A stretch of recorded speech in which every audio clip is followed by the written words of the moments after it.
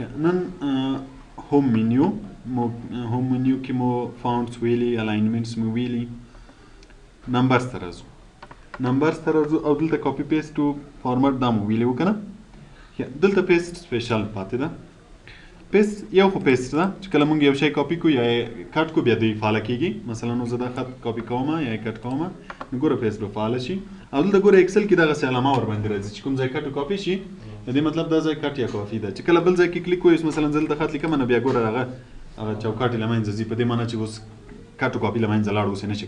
پیسټ ولای. ګوره پیسټ هم غیر فعال شو. نو کټ کاپی چې کله یو ځای کټ یا کاپی کوي نو دغه علامه راځي، بیا به پیسټ هم فعال وي. تر هغه وخت ته پیسټ کولای شي چې دغه چوکاټ وي، چې چوکاټ لمنځه لاړو بیا نشي پیسټ کولای. نو اوس کله چې مونږ یو شی کاپی کو کاپی کو دلته غواړم چې پیسټ یې کما نو ګور دلته چې مونږ کلیک کو مونږ سره دلته چې راځي پیسټ سپیشل راځي. یو تنه پیسټ چې کلیک کې هغه شی بل ته پیسټ کی چې مونږ کټ کړای مو. پیسټ سپیشل څه وخت کار کوي؟ پیسټ سپیشل مونږ هغه وخت استعمالو چې کله مونږ سره یو ټیبل وي او هغه کې فورمولې وي او هر څه وي. مثلا زه یو ټیبل جوړوم چې دلته ورډ ایکسل دی، ټوټل علي ولی احمد خان،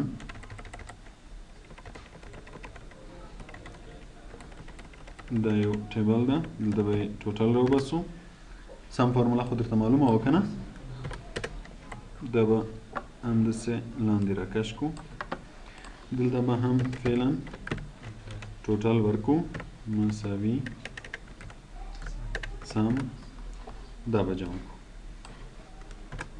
او دې خواته به یې کش کو تر څو د دې نور ټوټل راشي. دا ټیبل به لږ ډیزاین ورکو، بارډرز به ورکو، رنګ به هم ورکو، دې ته به دا به لږ بولډ کو، دا به هم بولډ کو. داسې یو ټیبل شو. اوس ګوره دغه ځای کې چې مونږ فورمول ورکړی چې کرسر ورباندې کېږدو نو فورمولا یې چیرې راته ښیي؟ فورمولا بار کې راته ښیي که نه. مونږ اوله ورځ هم ویلي وو چې دې ته فورمولا بار وایي او همیشه چې کله کرسر ورباندې کېږدو نو هلته فورمولا بار کې باید فورمولا راته ښیي. اوس که زه دغسې ټیبل چې هم فورمول ولري هم ډیزاین ولري، زه یو ځای نه کاپي کوم او بل ځای پیسټوم. اوس ګوره دا هم سلیکټ کو او دلته مې کاپي کو. اوس یې غواړم چې چیرته پیسټ کړم، مثلا دغه ځای کې پیسټ کړم. دلته راشي ګوره دلته اپشنونه څومره ډېر شو. دا ټول بېرته چیرته راځي؟ پیسټ سپیشل کې راځي. پیسټ سپیشل چې کلیک کې ګوره دلته اول پیسټ ده، یعنی پیسټ کوم شی درته پیسټ کی؟ پیسټ آل معنا ټول راته پیسټ کړه. نو کوم شی چې په دې ټیبل کې و هماغه به ټول درته راځي، یعنی فورموله ډیزاین ټول شیان. اوس ګوره که زه اوکې کړم نو هماغه سیم ټو سیم به ټول راځي. فورموله به مې چې دلته کرسر کېږدي ګوره فورمول شته. فورمول چې وي د فورمول فایده څه شی ده چې مونږ ویل چې کله بیا عادت چینج کو جواب څنګه کېږي؟ خپله اتومیټیک تغیرېږي. نو بل که چېرته زه راشم په پیسټ سپیشل کې دلته صرف فورمولاز کلیک کوم. فورمولاز کې بیا څه کار کېږي؟ فورمولاز کې دا ډیزاین نه راځي، صرف ویلیوز راځي، دا نمبرونه راځي او فورمولې ورسره راځي. ګوره ډیزاین رانغی، خو چې دلته وګورو څه شی شته موږ سره؟ فورمولا شته. چې کله موږ عادت تغییرو نو جواب یې خپله ګوره تغیرېږي. نو که کله دې غوښتل چې یو ټیبل له یوه ځای نه کاپي کړي او بل ځای پیسټ کړي خو ډیزاین ورسره رانشي او فورمولې ورسره راشي نو بیا به فورمول نه استفاده کوئ. او که چېرته موږ په پیسټ سپیشل کې صرف ویلیوز کلیک کو، ویلیوز عددو ته یا دغه خط و دې شیانو ته ویلیوز وایي. مثلا په یو خانه راځه په یو خانه کې چې هر شی لیکلي هغه د هغې خانې ویلیو ده. نو که چېرې ویلیوز کلیک کې بیا ډیزاین و دا شیان نه راځي لکه فورمولا غوندې، خو فورمول به ورسره نه وي. اوس که زه د عدد کلیک کوم فورمول شته نشته. نو چې کله عدد بدلوي زه ګوره دا عدد بدل کړم جواب به تغییر نه راځي. پوه شوې؟ نو کوم کله غوښتل چې فورمول ورسره رانشي بیا به ویلیوز کلیکوئ. بل که چېرته زه راشم او په دې ځای کې فارمټس کلیک کوم. فارمټ څه مطلب؟ ډیزاین. نو دا کوم ډیزاین چې دا بیا به صرف دا ډیزاین راځي. کله چې د یو ټیبل ډیزاین دی بل ځای ته کاپي کوو نو بیا صرف فارمټس به کلیک کوئ. او بل پکې مونږ سره دی کمنټس. که چېرې کمنټس ولرو په ورډ کې هم کمنټ ویلي وو که نه، دلته مونږ کمنټ ورکولی شو په انسرټ کې. که چېرې یو خانه کمنټ ولري صرف هغه کمنټ غواړي چې کاپي سي بیا به کمنټ کلیک کوئ.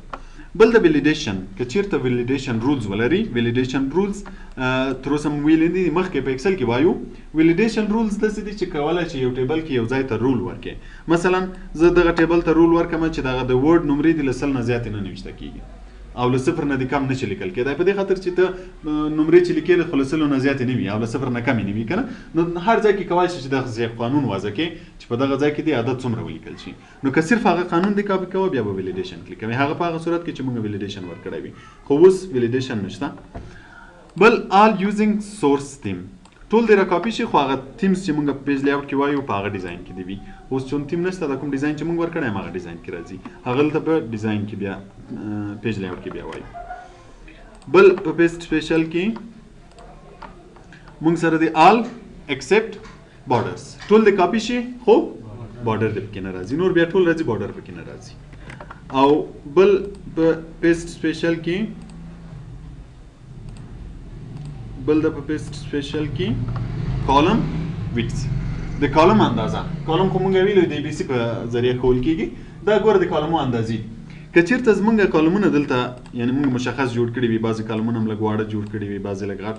یو ډیزاین وي که نه اوس زه غواړم چې صرف د دغه کالمو اندازه دغه ځای ته راشي نو ګوره دا کاپي ده وینې دا چوکاټ پکې را روان دی دې مطلب چې دا شی تیار کاپي ده که نه نو زه دلته راځم پیج سپیشل ته او کالم ویډز نو بیا څه کار کوي صرف د کالمو اندازې همالته مغومره جوړیږي ګوره پام وشو دا کالم موډ دا دوه غټ نو صرف د کالمو اندازه کم را کاپي کوله بیا به کالم ویډز کې کوئ بل په دې ځای کې موږ سره د فارمولاز اینڈ نمبر فارمټس دا او دغه تقریبا یو شی دی صرف فرق یې څه شی ده چې په دې کې نمبر فارمټس هم راځي نمبر فارمټس دغه چې بیا وروسته موږ وایو که چیرې موږ اعدادو سره غواړو چې د ډالر علامه راشي ډالر ساین یا مثلا خپله کرنسي افغانۍ ورسره راشي بعضې علامې موږ غواړو چې ورسره راشي نو که چیرته مو هغه ور اضافه کړي وي مثلا دغه دغه عددو ته به یې ور اضافه کړمه یا فیصدي به ورکو د دې ځای نه دا فیصدي به کلیک کړو ګوره 200 فیصدي راغلی نو زه وایم چې دا د کاپي شي کنټرول سی او دلته پیسټومه نو که چیرته موږ په دې ځای کې صرف فارمولاز کلیک کوو ګوره دې کې هغه علامې ورسره نه راځي راغلی فارمولا به وي ګوره چې کلیک یې فارمول شته خو هغه علامې ورسره نه راځي نو کوم بیا هغه علامې هم ورسره راوستې نو بیا به دا یو کلیک کوئ فارمولاز اینډ نمبر فارمټس او دا بل چې دا ویلیوز اینډ نمبر فارمټس دا ویډیو ګوره موږ دلته ویل چې صرف فارمول نه راولي صرف اعدادو د خانې راولي نو په دې کې به هم خو صرف په دې کې به بیا نمبر فارمټس ورسره دغه پرسنټیج د علامې وي ګوره کلیک یې هغه به ورسره راځي پوه شوې په دې ښه بل په پیسټ سپیشل کې موږ لرو آل مرجنګ کنډیشنل فارمیټ کنډیشنل فارمیټینګ موږ دلته وایو دا صرف هغه کنډیشنل فارمیټینګ را کاپي کوي چې دلته مو ویلې نو په دې به خپله پوه شي بل د موږ سره اپریشن ګوره دا پیسټ و چې کوم شی پیسټ شي کوم شی پیسټ نشي مثلا فارمولا پیسټ شي ویلیوز پیسټ شي نمبر دلته بیا اپریشن ده اپریشن هغه وخت استعمالوي کله چې له یوه ځای نه عادات کاپي کوئ او بل ځای په نور عادات یې پیسټوئ مثلا زه دلته 1 2 3 لرم یا یو عدد به فعلا را کاپي کو دغه دوه عدد دلته لیکلی 5 دغه دوه زه کاپي کوم او په دې 5 یې پیسټوم یو عدد راخلم په بل عدد پیسټوم که چیرته موږ صرف پیسټ کلیک کو همدغه ورباندې پیسټېږي هغه زوړ عدد له منځه ځي ګوره همدغه دوه دلته راغی یا 5 ته شو ختم شو نو که چیرته زه دلته کرسر کېږدم او دلته پیسټ سپیشل ته راشو ګوره دغه ټول اپریشنز دي که چیرې آټ کلیک نو دغه عدد چې له دې ځای نه کاپي کېږي په دې پیسټېږي له دې سره جمع کېږي نو ګوره دوه دا دي 5 دا څو به شي او که منفي کلیک یې سبټریکټ بیا منفي کېږي او که ملټیپلای کلیک یې ضربېږي او که ډیوایډ کلیک یې بیا تقسیمېږي ایډ به کلیک کو چې جمع شي اوکې که ګوره څو شو کله چې یو عدد له یو ځای نه کاپي کوي په بل عدد یې پیسټوي نو بیا دغه اپریشن استعمالوي که چیرته دې غوښتل چې یا یې جمع کې یا یې منفي کې یا یې ضرب کې یا یې تقسیم کې پوه شوې په دې باندې بل دا سکیپ بلینکس سکیپ بلینکس بیا څه کار کوي که چیرته زمونږ په ټیبل کې خالی خانې هم وي مثلا دغه ځایونه خالی دي اوس زه دا ټیبل کاپي کوم کنټرول سی دلته پیسټوم خو وایم چې دغه خالی خانې دې پکې رانشي نو بیا به راځي دلته ګوره دلته په پیسټ کې به اول ورته وایي چې کوم شی پیسټ شي مثلا آل پیسټ شي فارمولا پیسټ شي څه شی پیسټ شي نو زه ورته وایم چې آل پیسټ شي خو خالی خانې دې پکې نه راځي سکیپ لینکس خانې خالی دي راځي چې اوکې کې ګوره ټیبل ټول راځي خو هغه کومې خانې چې خالی وي هغه نه راځي پکې بل پکې دا ترانسپوز څه کار کوي ترانسپوز دا کوم شیان چې په رو کې لیکلي دا کالم ته اړوي دا کوم شیان چې په کالم کې لیکلي دا رو ته اړوي سرچپه کوي یې ټیبل نو که چیرته زه پیسټ ورته وایم چې پیسټ آل یا فارمولا یا هر شی چې وي او دلته ورسره ترانسپوز کلیک کړم اوکې کوم ګوره څه به وکړي دغه کوم نومونه چې په کالم کې وو اوس په رو کې دي او دا کوم نومونه چې په رو کې وو دا کالم کې دي دې ته ترانسپوز وایي بل دا پیسټ لینک که چیرته ما یو شی کاپي کړی وي او دلته راشم پیسټ لینک کلیک کوم پیسټ لینک څه کار کوي همدا شی همالته راته پیسټوي اوس ګوره پیسټ لینک خو اوس به دا دوه ځایونه سره لینک وي کله زه په دې کې تغییر راولم په هغه کې به تغییر راځي اوس ګوره د علي 55 دی شپږ شپېته دی او 121 اوس ګوره که چېرته زه دې کې تغییر راولم دا کمه سل هلته به څو شي دې ته پیسټ لینک وایي چې کله یو ځای کاپي کړي بل ځای پیسټ کړي دواړه سره لینک وي نو بیا به پیسټ لینک لیکوي په هغه صورت کې بیا دوی سره لینک وي مثلا دا د دې ځای نه کاپي کومه بیخي بل شیټ ته په هغه شیټ کې کرسر کېږده او پیسټ لینک یې کړه نو پیسټ لینک چې دی کو دواړه به سره لینک وي چې په دې کې د تغییر راوستو په کې به تغییر راځي پوه شئ په دې شانو باندې دې ته پیسټ سپیشل وایي پیسټ سپیشل ډېر زیات استعمالېږي په ایکسل کې بالخصوص دا پیسټ لینک ډېر زیات استعمالېږي فارمولاز ویلیوز دا شین ډېر زیات استعمالېږي مثلا کله دغه عدد وي ته کاپي کوي اوس ګوره دې ته د پرسنټیج علامه به بیرته 30 ته کو دا به جنرال کو دغه ځای کې موږ فارمولونه لرو که نه فارمول کې ادرس ورکول شوی چې سی شپږ له چا سره جمع شي له ډي شپږ سره جمع شي اوس که کله زما دغه عددونه په کار وي اوس مثلا دغه ټوټل زه غواړم چې بل شیټ کې ځان سره وساتم چې د فلاني صنف ریزلټ ټوټلونه دغه نو اوس ګوره که زه دا کاپي کړم او راشم مثلا دا یو بل شیټ دا په دې ځای کې زه سمپل پیسټ ورته وایم ګوره عددونه څو راغله ولې 0 راغی په دې خاطر چې ته دا ځای کلیک ګوره دلته فارمول ده که نه فارمول کې څه شی لیکلي بي شپږ د له چا سره جمع شي نو دلته بي شپږ او سی شپږ کې څه شی شته نو عدد څو راځي 0 راځي که کله اوس دلته ولیکې اوس مثلا دا کې ځای عدد ولیکم دلته ولیکم ګوره ټوټل څنګه شو نو دغسې وخت کې بیا ته مجبور یې چې څه شی استعمال کړې پیسټ سپیشل استعمال کړې چې مثلا زه غواړم چې صرف دغه عددونه هلته راشي فارمول مرمول هېڅ شی نه غواړم نو بیا دا کاپي کړی دی نو دلته پیسټ سپیشل کې به ورته وایي چې ما ته څه وکړه ما ته صرف څه شی پیسټ کړه صرف ویلیوز راته پیسټ کړم بیا به ګوره صرف هغه عدد دلته درته راشي پوه شوئ یا مثلا لینک یې کې ادا کړي نو پیسټ سپیشل ډېر زیات استعمالېږي پوه شوئ په دې شیانو دا بیرته ګورم هغه ویل کوم چې دلته دي بیا در سره وګورئ ښه فونټس هم ویلي الاینمنټ مو ویلي اوس راځو نمبرز نمبر کې که چېرته غواړئ چې نمبر سره بعضې علامې راشي مثلا د ډالر علامې راشي مثلا د پرسنټیج علامې راشي درځه مثال ما دلته هغه جوړ کړی د تنخواګانو شیټ مې جوړ کړی سیلری نیټ سیلری ګراس سیلری دلته ټیکس ته او دلته نیټ سیلری علي ولی اوس مثلا د علي تنخواه چې ده څو ده 600 څه شی ده ډالر ده نو اوس ته به څه کوې دلته به ډالر ورسره لیکې نو که خپله ورسره لیکې ګوره په کیبورډ کې موږ سره ډالر ساین شته ډالر علامه شته خو کار یې ورسره خپله لیکو داسې خو به ډېر زیات وخت ونیسي نو زه څه وایم زه وایم چې دغه سیلري کې زه هر وخت عدد لیکم باید ډالر علامه خپله ورسره راشي تر کوم ځای پورې هر څومره ځای چې ورسره انتخابوي فرض مثال زه تر دغه ځای پورې نو صرف راشه دلته د ډالر علامه کلیک کوه ګوره دې سره به م اضافه شي وروسته چې کله ته یو عدد لیکې هغه سره به خپله اضافه کېږي یا مثلا پرسنټیج علامه بعضې ځایو کې غواړئ مثلا دلته ایوریج سیلري راباسئ یا ایوریج پرسنټیج یو شی راباسئ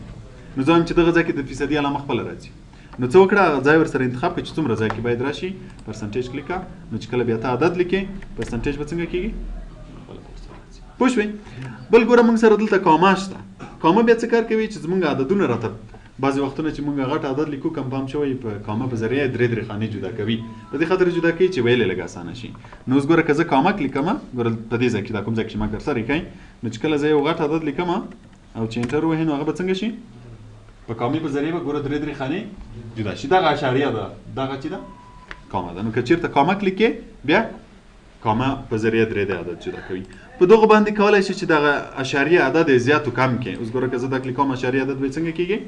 زیاتېږي که کله غواړي چې 4 خانې اشاریه راشي 3 خانې راشي او که دا کلیکوي بیا بیرته یې کموي په دې ځای کې هم ګوره موږ سره همدا شیان شته که غواړي چې کرنسي ورسره راشي دغه ټول علامې دي چې دا ټول موږ سره بیرته په دغه ځای کې شته کله چې دغه علامه کلیک کړې ګوره په دې ځای کې ګوره موږ سره ډېر زیات شیان راځي اول راځو پکې نمبر که غواړي چې نمبر سره اشاریه څو خانې راشي ګوره موږ دلته وویلې چې له دې ځای نه اشاریه اضافه کولی شو دلته هم ته کولی شي چې کله ما یو منطقه انتخاب کړی وي فرض مثال دغه عدد دا ځای ما انتخاب کړی او په دې ځای کې ورته وایم چې نمبر او نمبر دې ورسره څو خانې اشاریه راشي 3 خانې نو چې کله بیا په دغه ځای کې ته عدد لیکې څو خانې اشاریه ورسره راځي 3 خانې ورسره اشاریه راځي یا مثلا ما دغه ځای انتخاب کړی دا او په دې ځای کې ورته وایم چې کرنسي دې راشي کرنسي کومه کرنسي باید راشي دا ګوره له دې ځای نه مختلف کرنسیان موږ سره شته ډالر علامه راشي انډیا راشي افغانۍ هم فکر کوم چې شته AFN افغاني لپاره همیشه AFN لیکل کیږي. نو که زه دا کلیک کوم اوکې کوم ګورم دغه منطقه انتخاب کړې و کنه نو چې زه دلته هر عدد لیکم نو ورسره څه به راځي AFN افغاني ورسره راځي. یعنی دې ضرورت نه چې همیشه تی ولیکې بس چې هر وخت عدد ته لیکې AFN به خپل ورسره راځي. یو شی ته همیشه پام اوسئ چې ګوره موږ اکسل ویل چې اکسل چې د میتھمیټیکل پروګرام ده کنه ریاضي زیاته پکې استعمالېږي. نو که چیرې زه یو عدد دلته خپل ولیکم مثلا ولیکم شپېته او AFN ورسره ولیکم AFN دلته مې مثلا لیکلي دي اتیا AFN و چې زه دا دوه عدد جمع کوم ګوره مساوي دا جمع دا جواب یې څو راځي غلط. ولې؟ په دې خاطر چې دلته ما AFN لیکلی ده دغه AFN خط ده یعنی ټکسټ ده دې ته ټکسټ ویل کېږي نو دغه شپېته هم دی چې شی حسابوي ټکسټ حسابوي. نو خط له خط سره نه جمع کېږي چې کله ته مثلا لیکلی دی وي ABC چې ABC له چا سره راته جمع که له ABC سره نو جمع خط جمع کېږي همیشه چې شی جمع کېږي عدد جمع کېږي. نو چې کله د کرنسي په کار وه نو ته همیشه کوشش کوه چې کرنسي له دې ځای نه اټ کړې له دې ځای نه چې دې اټ کړه بیا مشکل نه لري. اوس ګوره مثلا دغه د دوه عدد زه جمع کوم نو مساوي دا جمع دا جواب یې څو راځي 480 افغانۍ. نو همیشه کرنسي له دغه ځای نه ورکوئ که خپله ورسره ولیکئ بیا چې کله کالکولیشن کوئ جمع تقسیم ضرب بیا جواب درته غلط راوځي. پوه شوئ په دې شیانو باندې. نو دلته د ډیټو فارمټ هم شته د ډیټ اینډ ټایم هم شته مختلف فارمټونه دي دا ټول در سره وګورئ. ګوره کاونټینګ لپاره ډیټ لپاره تاریخ چې یو ځای لیکئ باید څه رقم راشي مثلا دلته زه یو فیلډ لرم ډیټ چې اوس لیکم همیشه اکسل کې په یاد اوسئ چې اول میاشت لیکل کیږي مثلا زه لیکم شپږ دېرش د 2019 شپږ میاشت ده دېرش چې ده ورځ ده. نو که غواړئ چې دلته یو فارمټ بل ورکړې بیا کلیک که په دې ځای کې راشه ډیټ ګوره دا مختلف فارمټونه دي مثلا که زه دا کلیک کوم نو د ورځې نوم به مکمل لیکلی وي د میاشتې نوم به هم مکمل لیکلی وي د میاشتې عدد به هم لیکلی وي اوکې که ګوره مکمل. اوس چې ته یو عدد لیکې فقط ما خپل په حساب باندې اول ورځ میاشت ولیکه مثلا زه بیا لیکم شپږ دا ورې څویم 22 د 2019 ته ما ساده ولیکه انټر وهه نور یې د خپله درته فارمټ ورکوي. پوه شوئ دلته دا نور فارمټونه هم شته د ټایم هم شته پرسنټیج علامې هم شته دغه ټول علامې دي که مو غوښتل چې استفاده یې وکړئ له دې ځای نه استفاده کولی شئ درڅخه. دې ته وایي نمبر. پوه شوئ په دې باندې. بل راځو کنډیشنل فارمټینګ. کنډیشنل څه معنا کنډیشن چې د شرط ته ویل کېږي کنډیشن په انګلیسي کې څه ته ویل کېږي شرط او فارمټ چې ته وایي ډیزاین ته وایي فارمټ ډیزاین ته وایي. نو کنډیشنل فارمټینګ څه معنا شرطیه فارمټ یعنی زه مثلا دغه ځای کې وایم چې د یو چا سیلري که له 600 نه زیاته وه په سور رنګ کې راته وښیه د چا سیلري که کمه وه په دغه رنګ کې راته وښیه یا مثلا یو ریزلټ یې جوړ کړی وي ته وایي چې د چا مثلا که څوک فیل و که نه نو همغه خانه په څه رنګ کې راته وښیه په سره رنګ کې راته وښیه که څوک فالس و همغه خانه په ګرین کلر کې راته وښیه. یعنی د شرط په حساب باندې فارمټ غواړئ چې دغه ځای کې په دغه شرط باندې دغه رنګ ورکړه دې ته کنډیشنل فارمټینګ وایي. مثلا دغه ځای ده دا به زه انتخاب کړم ټیبل به جوړ کړم چې اندازې راته معلوم شي. اوس ګوره دلته راځو کنډیشنل فارمټینګ ته. په دې کې اول د هایست سیل رولز د زیاتو عددو لپاره مثلا ګریټر دین څه معنا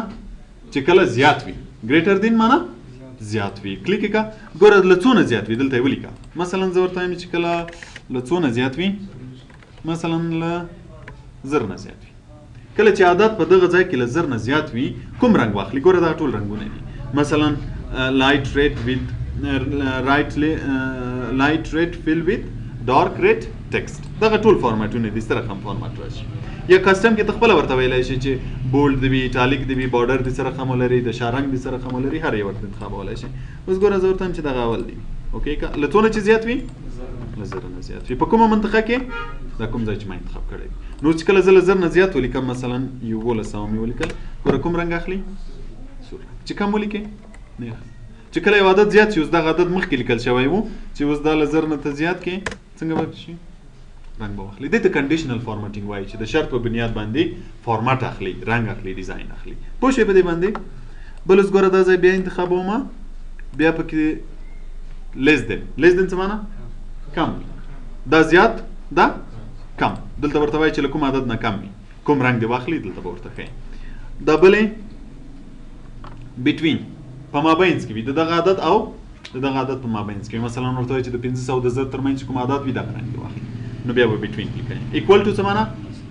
مساوي وي چې له دغه عدد سره مساوي وي ټیکسټ that contains دا د خط لپاره ده مثلا ته وایي چې کوم ځای کې الي لیکلی وي سور رنګ دی واخلي